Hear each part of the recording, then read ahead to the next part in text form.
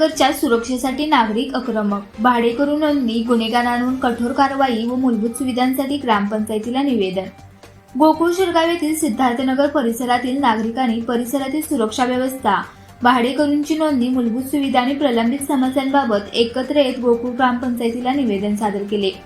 यावेळी परिसरातील महिलांची उपस्थिती लक्षणीय होती. काही दिवसांपूर्वी सिद्धार्थनगर परिसरात एका मतिमंद तरुणीवर लैंगिक अत्याचाराची धक्कादायक घटना समोर आली होती.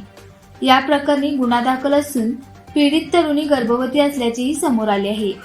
या घटनेचा निषेध करत संबंधित आरोपीवर कठोरात कठोर कायदेशीर कारवाई करून शिक्षा झाली पाहिजे अशी मागणी नागरिकांनी केली. भविष्यात अशा घटना टाळण्यासाठी परिसरातील सर्व घरमालकांनी आपल्या भाडेकरूंची संपूर्ण माहिती ग्रामपंचायतीकडे जमा करावी. आधार कार्ड, मोबाईल क्रमांक व आवश्यक कागदपत्रांची नोंद घेऊन ही माहिती पोलीस प्रशासनाकडे पाठवावी अशी मागणी निवेदनातून करण्यात आली. गोकुळ शिरगाव परिसरात उत्तर प्रदेश, बिहार तसेच इतर राज्यातील नागरिक वास्तव्यास आहेत.